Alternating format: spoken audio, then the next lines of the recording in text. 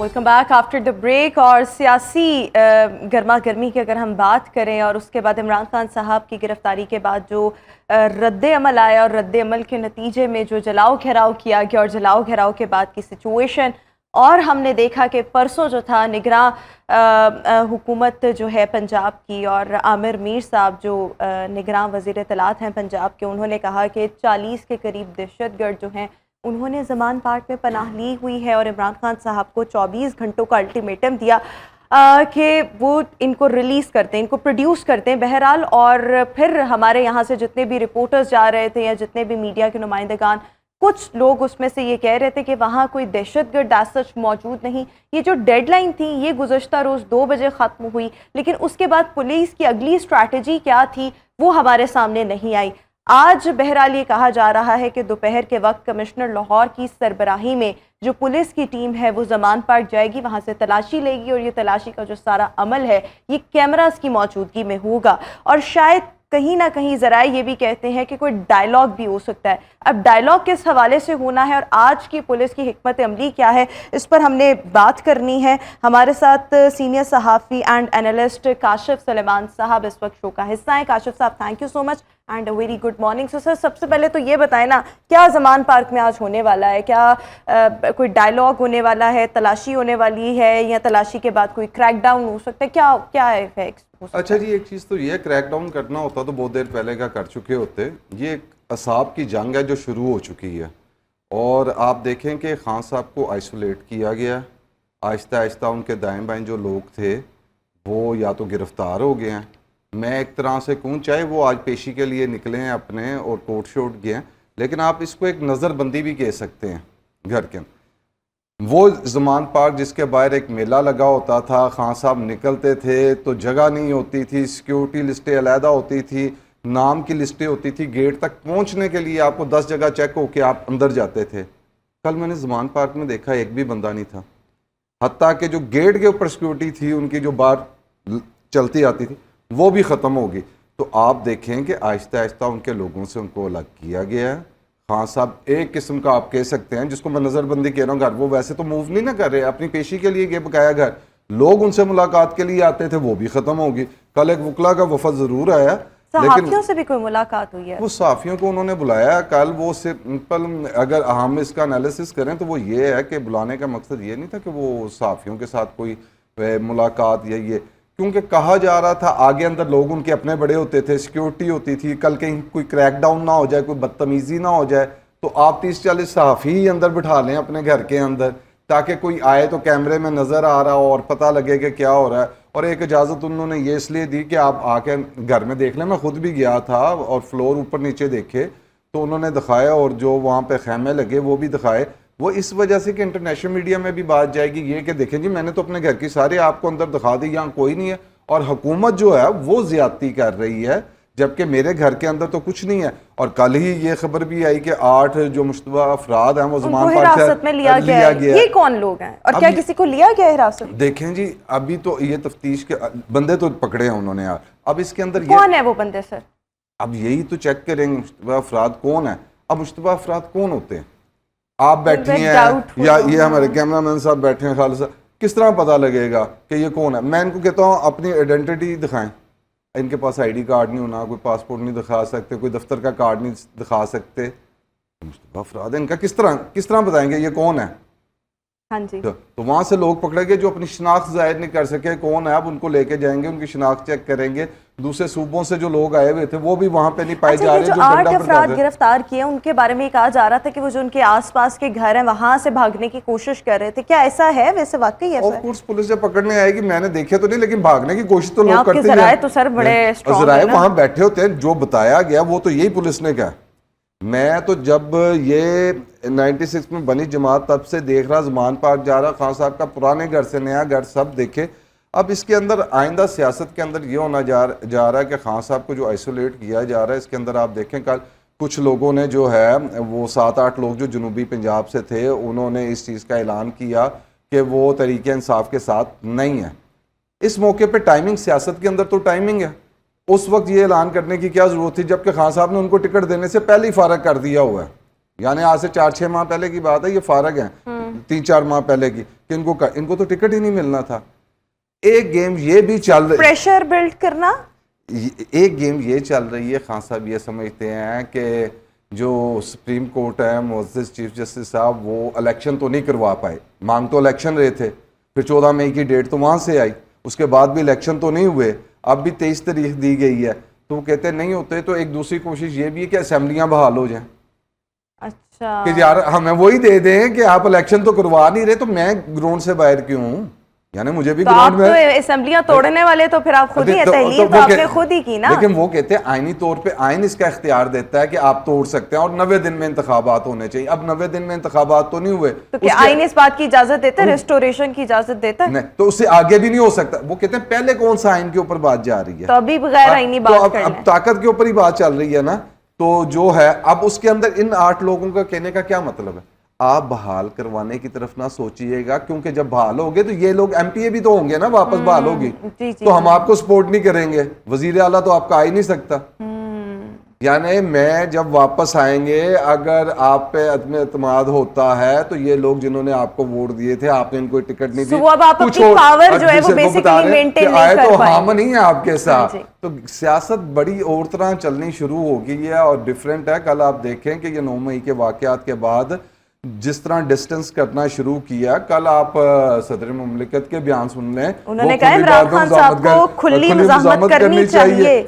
मैंने कल इब्राहिम का भी एक देखा वीडियो क्लिप, उसके अंदर कह रहे मैं तो खुद फौज में जाना चाहता था, फौज के खिलाफ। सर आप एक चीज ये देखें, अगर ये तमाम सिनेरियो को देखें और जिस तरह से फवाद चौधरी साहब ने भी कहा कि नई आर्मी एक्ट के तहत होनी चाहिए कार्रवाई जो मुलव्वस थे, ये वलीद इकबाल ने कहा, फवाद चौधरी साहब ने भी बहरहाल फौज के हवाले से बड़ा अपना उसमें गुफ्तगू की कि जी बिल्कुल ये गलत हुआ, ऐसा नहीं होना चाहिए था, मुसल्लह फौज हमारी, इस तरह के बयानात। सो वैसे लग रहा है कि तमाम जो सियासतदान जो पाकिस्तान तहरीक इंसाफ से वाबस्ता है ना, वो अपने आप को बहरहाल अभी बचा रहे हैं और वो कह रहे हैं कि जो मुलव्विस थे उनके खिलाफ कर लें कार्रवाई, लेकिन हमें ना हाथ लगाएं। तो ये आप देखें कि ये आम वर्कर के साथ कितनी ज्यादती है। बात यही है, ठीक बात कह रही हैं। देखें जी, अब जब अपनी अपनी खाल की बात आती है ना, वो कहते हैं ना दौड़ अपनी अपनी, तो बस जी दौड़ अपनी अपनी होती है। और ये सियासत के अंदर कोई नई चीज नहीं है, ये माजी के अंदर सब जमातें करती हैं। जो मियाँ साहब के साथ भी जेल के अंदर थे ना, उन्होंने कहा हमें पता ही नहीं लगा, इन्होंने कब मुशर्रफ साहब से मुआहदा किया और सऊदीया चले गए, हम तो जेल के अंदर ही बैठे रह गए और हमारे साथ बात ही नहीं की कि हम जा रहे हैं। इसी तरह खान साहब क्या कर रहे हैं, अब सबको लगा कि यार ये तो हमारी तरफ बाल आ जाएगा और गेंद हमारे कोर्ट के अंदर है, तो खाल तो अपनी बचानी है। किसी ने सियासत से सिर्फ खान साहब ने कहा है कि बहुत से लोग गए हैं जिनको मैं जानता भी नहीं, लेकिन एक शख्स जो है आमिर कियानी का नाम लिया, उन्होंने कहा उसका मुझे दुख हुआ और उसने बड़ा काम किया हमारी जो है जमात के लिए। लेकिन अब हालात ये जो दबाव इस वक्त है पाकिस्तान तहरीक इंसाफ के ऊपर और लोगों के ऊपर इनफैक्ट कि पाकिस्तान तहरीक इंसाफ को छोड़ा जाए, ये ऑब्वियसली पाकिस्तान तहरीक इंसाफ के अपने लिए तो ठीक नहीं। अल्टीमेटली तो कोशिश यही हो रही है ना, पाकिस्तान तहरीक इंसाफ को या तो कमज़ोर किया जाए या फिर अल्टीमेटली ख़त्म कर दिया जाए। तो इस तमाम तर सिनेरियो में अगर हम कल परवेज़ खटक साहब का बयान देखें तो उन्होंने कहा हम नए नाम से पार्टी बना लेंगे। आपको ऐसा लगता है कि जिस तरह से तोड़ फोड़ की जा रही है और यहाँ पाबंदी अगर लग जाती है, दोनों में से एक ही काम होगा, सो फिर ultimately they will come up with a new name in the politics? बिल्कुल इसके ऊपर काम है। आपने परवेज़ खटक का नाम लिया, आप असद कैसर का नाम भी ले सकती हैं, आप असद उमर का नाम भी ले सकती हैं, इसी तरह जनूबी पंजाब से लोगों का नाम ले सकती हैं जो अपने आप को डिस्टेंस पे। आप शाह महमूद कुरैशी को देखें, बिल्कुल खामोश हैं, कहीं बयान नहीं है। आप देखें कि कहीं बात चली थी अली जैदी की भी और वो वापस भी आए, उनको प्रेस कॉन्फ्रेंस भी करने थी, तो रो ही पड़े। इतने कमजोर दिल के मर्द हैं पाकिस्तान तहरीक इंसाफ में, रो पड़ते हैं या दौड़ पड़ते हैं। तो लेकिन वो बस फिर वो एक बात कह के यार आखिरी बंदा मैं हूँगा खान साहब के साथ जो छोड़ूंगा, तो फिर देखे ना वो एक उनको रिलीफ दिया गया था कि आके प्रेस का, उसके बाद वो जेल के अंदर से आज उनकी तस्वीरें जो हैं वो जारी हो रही हैं और वो जेल के अंदर बैठे हैं। तो इस तरह लोग जो हैं वो बड़ी जल्दी जो है। अच्छा, एक हमारे पास सिर्फ 4 मिनट हैं, 4 मिनट में मेरे पास तकरीबन 3-4 ही सवाल हैं, क्विकली आपने इसका जवाब देना है। इमरान खान साहब पर काबू पाया जा सकता है इस तरीके से, यानी जिस तरह से पार्टी को कमजोर किया जा रहा है, या अगर हम खान साहब कहते हैं जी मैं अकेला भी रह जाऊं तो खान साहब की नेचर जो जानते हैं, क्योंकि मैंने भी आपको 27 साल हो गए उनको देखते, 28 साल, वो अकेले भी रह गए, उनकी नेचर ऐसे ही है। आप फितरत को तब्दील नहीं कर सकते। खान साहब शायद किसी दबाव में किसी दिन कोई जुमला कह दें, लेकिन अगले दिन वो फिर उसी स्टांस के ऊपर खड़े हो जाएंगे। यानी आप कह रहे हैं वो ऐसे ही रहेंगे। लेकिन एक और चीज इसमें ये है कि पाकिस्तान तहरीक इंसाफ बतौर पार्टी जो है उस पर काबू पाया जा सकता है इमरान खान साहब को साइड पे करके। अच्छा जी, फिल वक्त अगर आप किसी जमात के अंदर कोई ऐसी चीज़ कर भी लें तो हम जो सियासी तारीख देखते हैं तो इस पर कामयाबी नहीं पाई जा सकती। चाहे आपने जुल्फ़िकार अली भुट्टो को फांसी दे दी हो, चाहे बेनज़ीर भुट्टो जो है मुहतरमा वो 18 सीटों के साथ ही इलेक्शन के खिलाफ बात करके अंदर बैठी हों कि उनकी सिर्फ 18 सीटें रह जाएं। आपने सियासी मैदान के अंदर चलना होता है। और इसी तरह मियाँ साहब बाहर गए तो उनकी सीटें ख़त्म हो गई थी, वापस आए तो दोबारा प्राइम मिनिस्टर भी थे और पंजाब की भी उनकी थी। तो सियासी जमातें ख़त्म नहीं होती, नज़रिए जो हैं वो प्रवेल करते हैं। लेकिन अब ये देखना कि खान साहब के साथ जो लोग हैं वो कितनी देर उनके साथ मुखलस रहते हैं। बिल्कुल ठीक। अच्छा, एक और यहाँ पर कल से हम ये भी बातें सुन रहे हैं कि इमरान खान साहब खुद अब NRO मांग रहे हैं हुकूमत से और बाहर जाने के हवाले से उनकी कोई डील हो रही है। एग्जाइल में जा सकते हैं या वैसे डील के तहत बाहर जा सकते हैं? अच्छा, ये सवाल मैं भी खान साहब से कर चुका हूँ और चीज़ें जो मेरे तक मालूमात हैं, खान साहब किसी भी शक्ल में बाहर नहीं जाना चाहते। और उनसे पूछा भी गया था कि क्या नाम लेते हैं, आपको कोई ऑफर है बाहर जाने की? तो खान साहब तो बाहर जाने के वो लिए तो यही कहेंगे ना, आप दूसरों से पूछे, दूसरी पार्टी से पूछे। जबकि दूसरी जानिब ये ज़रूर कहा जाता है कि आज अखबारात की खबर भी है कि खान साहब ने कहा अच्छा जी जो मोहतरमा बुशरा बीबी हम वो इस्तिखारा कर लें तो उसके बाद जो है मैं फ़ैसला करूँगा। लेकिन ऐसी चीज़ नहीं है और खान साहब जो हैं वो खड़े हैं। और इसमें ज़रूर है कि सियासत के अंदर आप पे दबाव आता है, आपने उस वक्त फैसले करने होते हैं। खान साहब की सियासत बिल्कुल ठीक जा रही थी, प्रेशर बिल्ड कर लेते थे, चीज़ें थी, पॉपुलर थे। 9 मई के वाक़यात के अंदर ना होते या जिस दिन हो गए थे उसी दिन आके उसकी दो टोक बरमला मजम्मत कर देते कि इनसे हमारा कोई ताल्लुक नहीं है। जिन्होंने किया जो एक्ट लगता है, जो कार्रवाई करना चाहते हैं, हम इसकी मजम्मत करते हैं। दुनिया को ये पैगाम नहीं देना चाहते कि हम अपने अदारों के कहीं अगेंस्ट खड़े हैं।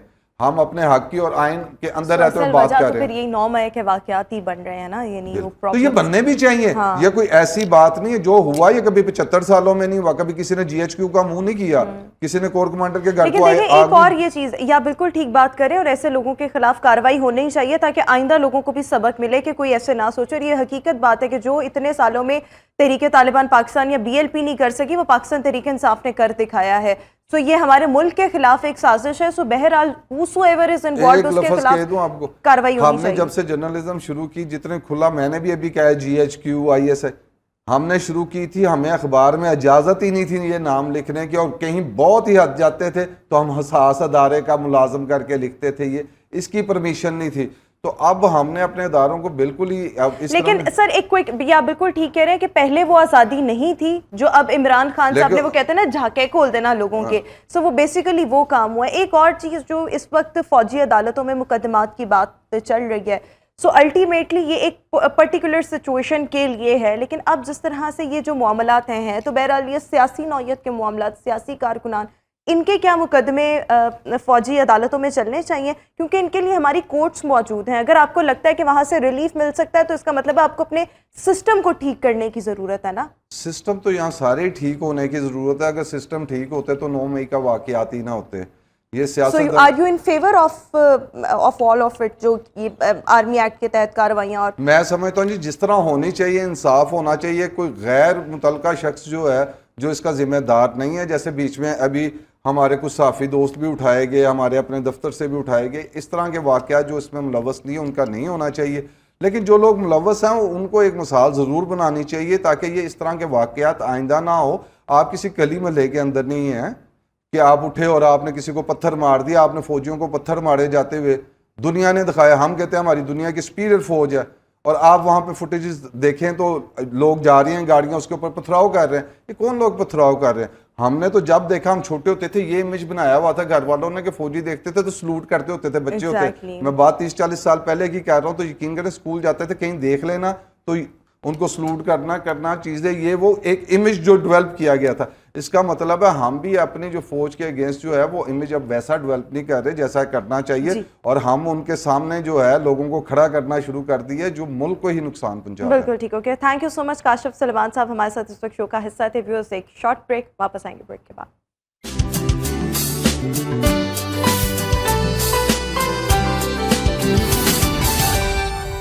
Back after the break. और आप सबके सितारे आज क्या कहते हैं ये बताने के लिए हमारे साथ इस वक्त टैरो कार्ड रीडर दाऊद इस वक्त स्काइप पर मौजूद है। Dawood ji, thank you so much. So Dawood ji, let's start one by one. Aries से स्टार्ट करें और फिर बताते जाएं कि क्विकली कि आज सबके दिन कैसे गुजरेंगे।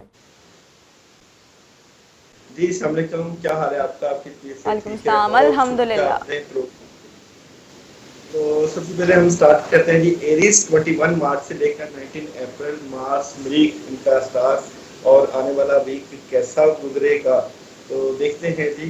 एरीज का जो है आने वाला वीक कैसा गुजरेगा, बुर्ज हमल टैरो कार्ड क्या कहते हैं, एरीज का आने वाला वीक कैसा गुजरेगा। तो एरीज बुर्ज हमल वालों के क्विकली लिए बताना है आपने, बहुत क्विक, जल्दी जल्दी।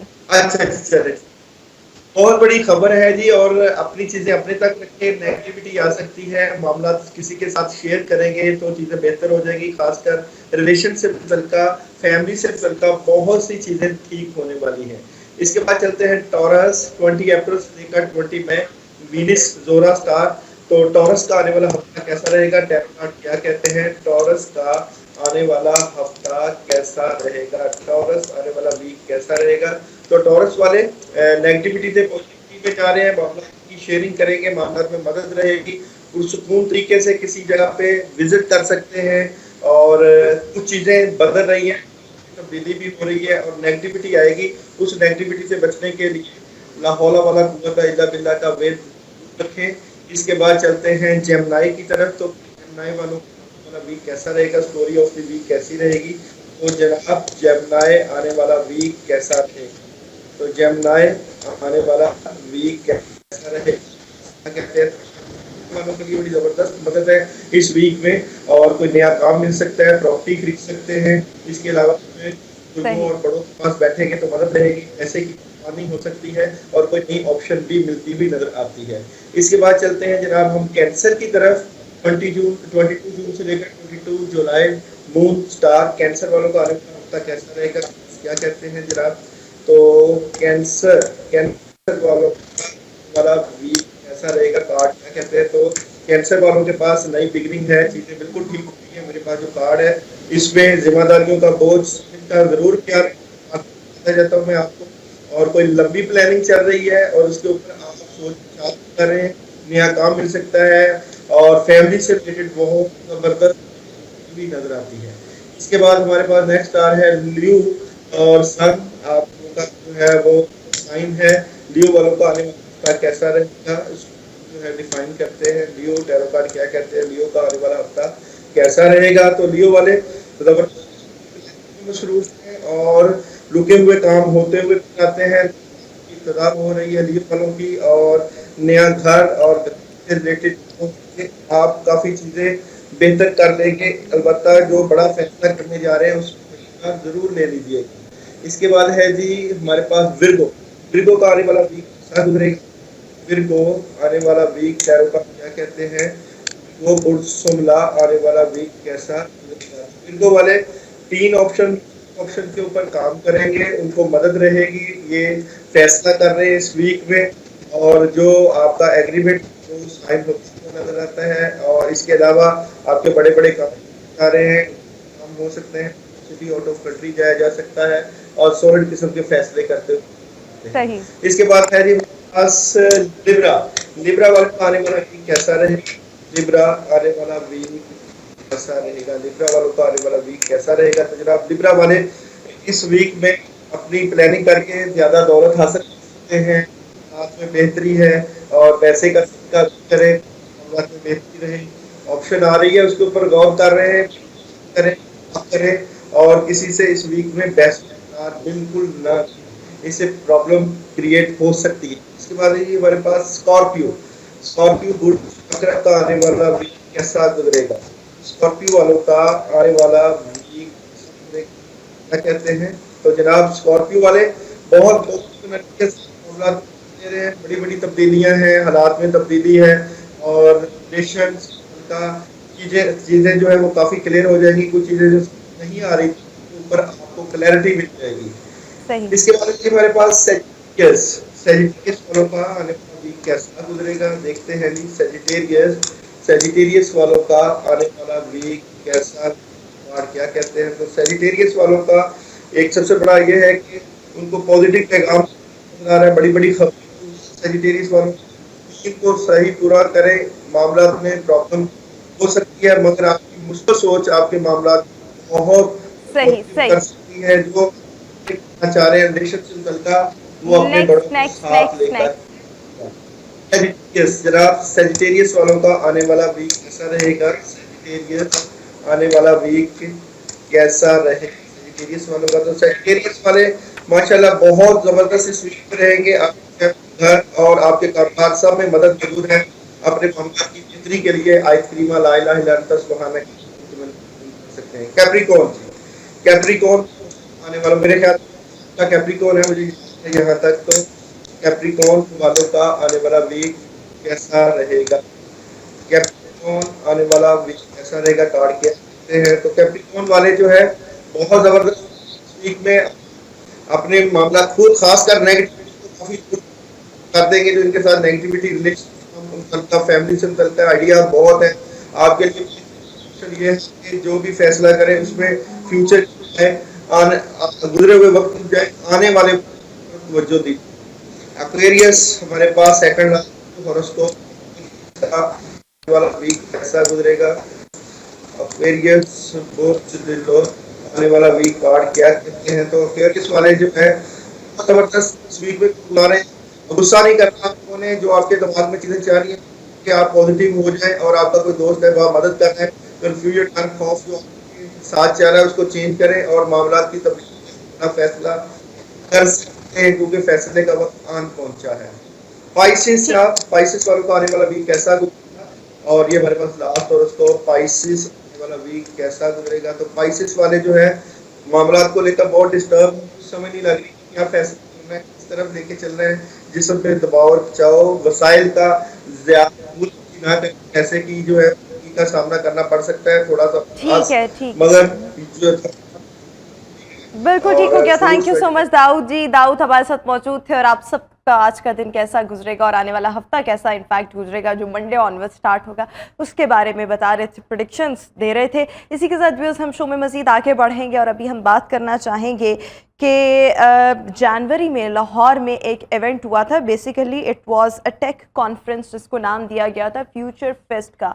और इस इवेंट की अगर हम बात करें तो इस इवेंट में तकरीबन 70,000 के करीब लोगों ने शिरकत की थी जिसमें 300 के करीब इंटरनेशनल गेस्ट भी मौजूद थे जब ये इवेंट हुआ। और इस इवेंट के नतीजे में अगर हम देखें तो तकरीबन $200 मिलियन के मुआहदे जो हैं वो इस वक्त पाकिस्तान के बैनुल अक़वामी कंपनीज़ के साथ हो चुके हैं। सो हमारे साथ इसके को फाउंडर फ्यूचर फेस्ट, चेयरमैन है डिजिटल पाकिस्तान मूवमेंट और मैनेजिंग डायरेक्टर है इजाद लैब्स, आज़म मलिक साहब इस वक्त शो में मौजूद है।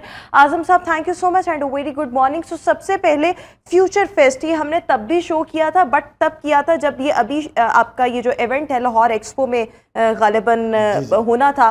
सो तब ये होना था इवेंट। अब ये जब इवेंट हुआ जनवरी में सो इसके समराज जो है वो पाकिस्तान में आ रहे हैं। सो जो $200 मिलियन के जो मुआहिदे इंटरनेशनल कंपनीज के साथ हुए हैं ये मुआहिदे किस नौयत के हैं, पाकिस्तान के लिए किस तरह से बेनिफिशियल साबित होंगे और कंपनीज कौन कौन सी हैं? बहुत शुक्रिया आपका रुमा। लाहौर रंग ने पहले भी एक्नॉलेज किया इस प्रोग्राम से पहले भी हमें हमारे CEO वर्जिश आजम उसमें आए थे जी जी और थैंक यू वेरी मच। आपने प्रोएक्टिवली इसको देखा। इसमें जो मोस्टली कंपनीज थी वो इन्वेस्टर थे और उसमें 30 से ज़्यादा सऊदी कंपनीज थी। ठीक है। तो जिस तरह आपको पता है कि हमारे पास वाइब्रेंट यूथ है और दुनिया की best youth we have in Pakistan, तो जो हमारा यूथ का टैलेंट है हमारा मकसद उसको शोकेस करना था। तो वो बहुत सारी कंपनियों ने इन्वेस्ट किया हमारे लोगों से, फ्रीलांसर्स के साथ उनके साथ एग्रीमेंट हुए, कंपनीज के साथ एग्रीमेंट हुए। एक मलेशियन कंपनी है रीस्केल्स, ठीक है, उसने एक मुआहदा किया पंजाब IT बोर्ड के साथ कि वो 10 लाख पाकिस्तानी नौजवानों को तो फ्री टेक्नोलॉजी ट्रेनिंग देगा IT। ठीक है ठीक है। तो इस तरह बहुत सारे और भी मुआहदे हुए लेकिन वो उसमें एक जो अहम थी पेशरफ्त हुई थी कि सऊदी प्रिंस आए थे यहाँ फ़हद बिन सऊद। ठीक है। वो उन दिनों तो नहीं आ सके मुल्क के हालात की वजह से, लेकिन लास्ट मंथ वो आए और पाक सऊदी टेक हाउस लॉन्च करके गए। सही। तो उसके नतीजे में 500 जॉब्स पाक सऊदी टेक हाउस जी अच्छा, ये कहाँ पर ओपन हुआ है, इसकी थोड़ी सी डिटेल्स भी हमारे देखने वालों के साथ जी शेयर इसकी करें। लॉन्चिंग इस्लामाबाद में हुई थी लास्ट मंथ, लेकिन उनका ऑफिस अभी लाहौर में है और वो कुछ $100 मिलियन उन्होंने पाकिस्तान में इन्वेस्ट किए हैं और 500 के करीब जॉब्स क्रिएट हुई हैं, हो गई हैं। उनकी जो फहद बिन सऊद हैं, सऊदी प्रिंस, उनकी अपनी आईटी कंपनी है। तो उन्हें पाकिस्तानी यूथ पे ट्रस्ट है, उन्हें लगता है कि दुनिया की बेस्ट यूथ है, जिस तरह के अब सारी दुनिया मान रही है कि हम फ्रीलांसिंग में चौथे नंबर पे हैं। तो अगर पाकिस्तानी नौजवान बगैर किसी सरपरस्ती के दुनिया में चौथे नंबर पे आ सकते हैं तो ये खुद ही दलील है कि ये यूथ कितनी कमाल है। और अगर इन्हें हम डिजिटली इनेबल कर दें तो ये एक रेवोल्यूशन होगा। पाकिस्तान की जो मुआशी इस्तेहकाम है वो जुड़ा ही नौजवानों से अच्छा, होगा। अभी आपने 2 कंपनीज के बारे में बता दिया, मजीद भी बताइएगा। दूसरा ये कि फ्यूचर फेस्ट क्या हर साल होता है, इसका मकसद क्या है, और जो आपकी डिजिटल पाकिस्तान मूवमेंट है, what is the purpose of this movement? जी, फ्यूचर फेस्ट पाकिस्तान में हर साल होता है। लास्ट ईयर इस्लामाबाद में हुआ था, इस जनवरी में लाहौर हुआ और अगली जनवरी का भी हमने अनाउंस कर दिया, वो भी लाहौर में ही होगा। अच्छा, ठीक अच्छा, है। ये एक टेक कॉन्फ्रेंस है, इसमें हम इनवाइट करते हैं दुनिया भर से टेक कंपनीज़ को, पाकिस्तानी कंपनीज़ को, फ्रीलांसर्स को। तो ये एक तरह से एक इंट्रोडक्शन होता है जिसके नतीजे में बॉन्ड बनते हैं।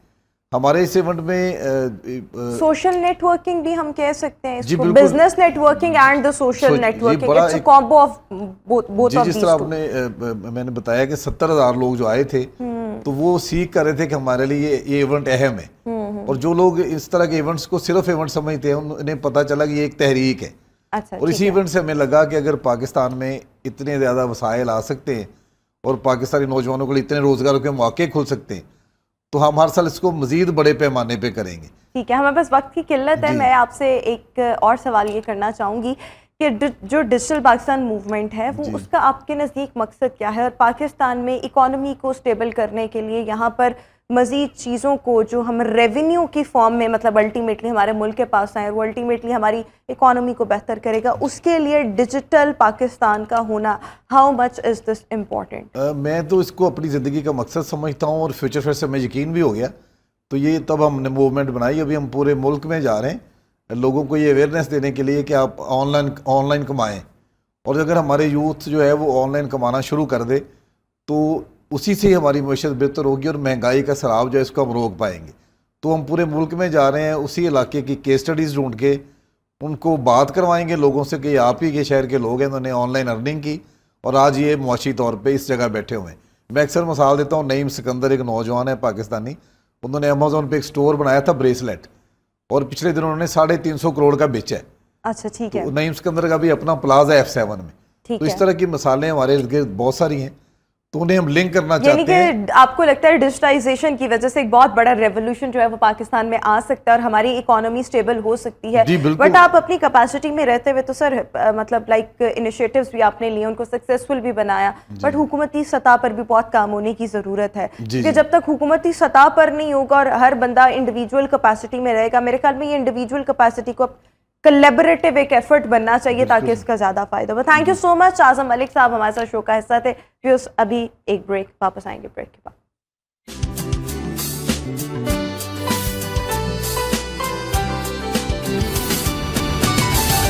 Welcome back after the break. और व्यूअर्स, अभी हम बात करेंगे कॉम्पैक्ट इवेंट की, विच इज़ एन इवेंट जो कि हर एज ग्रुप के इंडिविजुअल्स के लिए होता है और इसका मकसद ये होता है कि सबको एक प्लेटफॉर्म प्रोवाइड किया जा सके और जो उनके माइंड के आइडियाज़ हैं वो इंडिविजुअल्स यहाँ पर आएँ और यहाँ पर आके इनको शोकेस बेसिकली कर सकें। और इस इवेंट की 3 कैटेगरीज होती हैं। एक होता है 3 मिनट थीसिस, एक होता है project competition and another one is early age programming competition.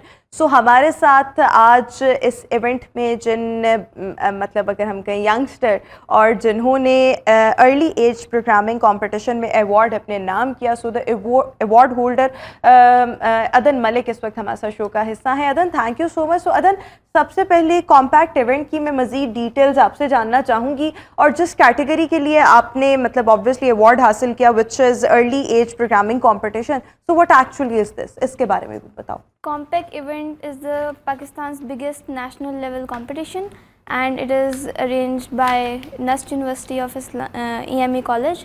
So इसमें होता है कि आपके पास 3 कैटेगरीज होती हैं, जैसे आपने बताया EAP, 3 मिनट थीसिस और प्रोजेक्ट कंपटीशन। जो यंगस्टर्स के लिए कैटेगरी है EAP, उसमें एज ग्रुप जो है वो क्लास 5 से लेकर सेकेंड ईयर तक के एज ग्रुप आपके पास होते हैं और वो पार्टिसिपेट करते हैं। It is basically coding competition. Scratch एक प्लेटफॉर्म है कोडिंग का, जिस पे आप लाइक कोड का आपको पता होगा क्या होता है जी जी। तो वो एक ब्लॉक बेस्ड प्रोग्रामिंग कोड है, तो वो आप डालते हो और वहाँ पर उन्होंने हमें हम गए और वहाँ पर उन्होंने हमें टास्क दिए। मतलब हमें पहले कुछ नहीं पता था कि हमने क्या करना है और उन्होंने हमें टास्क दिए। अच्छा, जब हम इस इवेंट की बात करते हैं तो सबसे पहले तो यही माइंड में आता है ना कि how did you come to know about this event कि ये होने जा रहा है, आई शुड पार्टिसिपेट? कि आपको खुद से पता था, सोशल सर्कल से पता था, टीचर्स ने बताया, कि किस तरह पता लगा? इस इवेंट में ना प्राइवेट भी हम कर सकते हैं पार्टिसिपेट और स्कूल्स भी कराते हैं। तो हमारे स्कूल में, पंजाब स्कूल में पर्सनली ऐसा होता है कि ईयरली होता रहता है कॉम्पिटिशन्स कोडिंग के, वो करते हैं, काफ़ी प्रमोट करते हैं इसको। और जैसे ये आया इवेंट तो हमारी टीचर्स ने हमें बताया कि अगर आप इंटरेस्टेड हो तो एक फॉर्म हमें दिया गया, वो फिल करो, तो फिर उससे मुझे पता चला। अच्छा ठीक है, उसमें पता लगा आपको कि ये इवेंट है उसमें। सो फिर आपने कैटेगरी की सिलेक्शन कैसे की? देखो 3 कैटेगरीज है ना, 3 मिनट थीसिस। वैसे आपको अपनी कैटेगरी से हट के बाकी दोनों कैटेगरीज का पता है? यस। प्रोजेक्ट कंपटीशन और 3 मिनट थीसिस। 3 मिनट थीसिस का मुझे इतना आइडिया नहीं है। और प्रोजेक्ट कंपटीशन बेसिकली जो है ना, ये 3 कैटेगरीज, जो मेरा एज ग्रुप है, मैं 9th क्लास में हूँ, तो उसके लिए अर्ली एज प्रोग्रामिंग ही है, क्योंकि जो बाकी हैं वो यूनिवर्सिटीज़ के लिए हैं सिर्फ। अच्छा, वो यूनिवर्सिटीज़ के लिए। So early age programming category, ये कैटेगरी है क्या? इसके बारे में भी थोड़ा सा बताओ ना। जैसे कि मैंने बताया कि 5 क्लास से सेकेंड ईयर तक के बच्चे होते हैं। स्कूल्स और कॉलेजेस में इसमें आपको कोडिंग करनी होती है। जैसे वो आपको कोई टास्क देंगे ऑन द स्पॉट कि आप कोई गेम बना लो, या आप कोई स्टोरी बना के दिखाओ हमें, या कोई कैलकुलेटर जैसे फंक्शन करता है वैसे कोई नंबर्स का सिस्टम बना के दिखाओ, तो वो हमें करना होगा। अच्छा, और आपको क्या टास्क मिला? और इससे पहले क्या कोई प्रेपरेशन होती है जो आपको करनी पड़ी इस कंपटीशन से पहले? क्योंकि हमारे स्कूल ने फर्स्ट टाइम पार्टिसिपेट किया था, तो हमें पता नहीं था कि किस किस्म के टास्क आने हैं, क्योंकि जो स्कूल आपको बिल्कुल इसके लिए आपने बिल्कुल तैयारी नहीं की? नहीं, ऑन द स्पॉट आपको टास्क मिला। yes. सो वो क्या टास्क था जो आपको मिला? एक टास्क तो ये था कि इनपुट दें हम, कोई भी जो जज है ना, वो कोई भी इनपुट नंबर करेगा और उस नंबर जैसे 154 फॉर एग्जांपल, तो 1 अलग रखना है, 5 अलग रखना है, 4 अलग रखना है, और 1 को 1 टाइम मल्टीप्लाई करना है, 5 को 5 टाइम मल्टीप्लाई करना है 5 के साथ, और इस तरह फिर उनके आंसर को प्लस करके आपको आंसर देना है हमें। और 4 टास्क थे फर्स्ट राउंड में। सेकंड राउंड जो फाइनल था उसमें काफ़ी सारे बच्चे एलिमिनेट हो गए थे, और फिर सेकंड राउंड में भी 4 टास्क ही थे।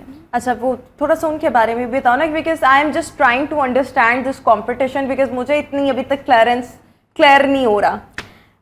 जैसे कि हमारे पास ना, जैसे एक कैरेक्टर होता है, उसे हम स्प्राइट कहते हैं स्क्रैच के अंदर। तो उन्होंने हमें ये टास्क दिया था फर्स्ट टास्क के स्प्राइट को आपने क्लिक करना है, तो जैसे टनल इफेक्ट नहीं होता, छोटा होता जाता है, छोटा हो जाता है कैरेक्टर, और उसके साथ कलर्स आते जाते हैं। तो वो जो चीज़ है वो हमने इफेक्ट क्रिएट करना था। फिर हमने एक पेंसिल से जब हम पेंसिल पे क्लिक करें तो एक पेंटागन, और पेंटागन के अंदर स्टार ड्रॉ करना था। इस किस्म के टास्क थे मतलब। और एक टास्क था कि हमने गेम बनानी थी स्पेस शूटर, देखी होगी आपने, मोबाइल पे होती है। हाँ जी, हाँ जी। तो उसमें एक स्पेस रॉकेट आ रहा होता है और एस्ट्रॉइड्स को लेकिन देखो, ये जो आप तमाम चीज़ें बता रहे हो, इसके लिए आपकी इन चीज़ों के लिए अंडरस्टैंडिंग होना वो भी बहुत ज़्यादा ज़रूरी है। देखें, so are you a computer science student? Yes, इसीलिए ना, मतलब that is why you are able to make it, और ये तमाम चीज़ें आपने कर ली। जो कंप्यूटर फील्ड है ना, उसमें ऐसा नहीं है जैसे बायोलॉजी में आपको सब वो समझना पड़ता है कि हर एक चीज़ को आपको डीपली समझना पड़ता है। कंप्यूटर में एक बेसिक आपको सिखा दिया जाता है, उसके बाद आपका आइडिया होता है जो उस बेसिक चीज़ को फैंटास्टिक बनाता है। अच्छा ठीक है। और फिर जब आप इसके कितने राउंड्स थे? 4 राउंड्स थे? नहीं, 2 राउंड्स थे, 2 डेज के। बिल्कुल ठीक। और 2 राउंड्स में मतलब आपने कहा कि पहले कितने बच्चे थे और फिर वो बाद में एलिमिनेट हो गए? आइडिया तो मुझे नहीं है। 450 बच्चे थे इंक्लूडिंग कॉलेजेस, और 200 इंस्टीट्यूट्स थे। और सेकंड राउंड में हम टीम्स थे, 2-2 पेयर्स के ग्रुप में टीम्स थे, 25 टीम्स या 14 टीम्स इतना सिलेक्ट। लेकिन मैं अभी भी ये हैरान हूँ कि किसी चीज़ की तैयारी ना होना और फिर ऑन द स्पॉट आपको चीज़ें मिलें और उसको करना। So it's a huge achievement. और एक और ये चीज़ कि जब आप इस कंपटीशन के लिए जा रहे थे तो सिलेक्शन जो थी वो आपके स्कूल वालों ने की थी on the basis of your results? नहीं, उन्होंने हमें वैसे ही जैसे कॉम्पेक्ट वालों ने करना था, उन्होंने हमें कंप्यूटर लैब में बुलाया और ऑन द स्पॉट टास्क दिए, और उन टास्क में टाइम लिमिट था कॉम्पैक्ट वालों के पास भी टाइम लिमिट था। वो टास्क इजी होते हैं, लेकिन अगर आपके पास ज़्यादा टाइम मिल जाए तो आप उसे ज़्यादा ब्यूटीफुल बना सकते हो, उसे कंप्लीटनेस उसकी ज़्यादा कर सकते हो। तो उसकी बेस पे उन्होंने कि कितने टाइम में कितना कंप्लीट टास्क किया और कितना ब्यूटीफुल बनाया। अच्छा, फिर उसे। आपने क्या फील किया जब आपने इस पे अवार्ड हासिल किया? मुझे पर्सनली मैंने पहले तो प्राउड फील किया, लेकिन उसके बाद मुझे उम्मीद थी कि शायद मेरी फ़र्स्ट आ जाए। उस पर मुझे थोड़ा हुआ कि कोई बात नहीं, अगली दफ़ा फर्स्ट आएगी। बट यस, देखो ना कि इंसान के छोटे छोटे स्टेप्स ही होते हैं और फिर वो अल्टीमेटली एक बड़ी अचीवमेंट की तरफ जाते हैं। सो राइट नाउ जो आपकी अचीवमेंट है उसको भी ऑब्वियसली सेलिब्रेट करना बनता है, क्योंकि यही जो वो स्टेप है जो आपको फर्दर जो है वो इंशाल्लाह फ्यूचर में भी आपके लिए बेनिफिशियल भी होगा। ऑब्वियसली इससे आपको एक्सपोजर भी आया होगा, कॉन्फिडेंस भी आया होगा, फिर अल्टीमेटली इंसान जो है वो कामयाब होता है। थैंक यू सो मच अदन, एंड वंस अगेन कॉन्ग्रेचुलेशंस, आपने इस इवेंट में ये अवार्ड अपने नाम किया। सो व्यूज़, इसी के साथ ही हमारा आज का शो अपने इख्तिताम को पहुंचा। इंशाल्लाह आपसे मुलाकात होगी अपने नेक्स्ट प्रोग्राम में। अपना बहुत सा ख्याल रखिएगा। मुझे दीजिए इजाज़त, अल्लाह हाफ़िज़।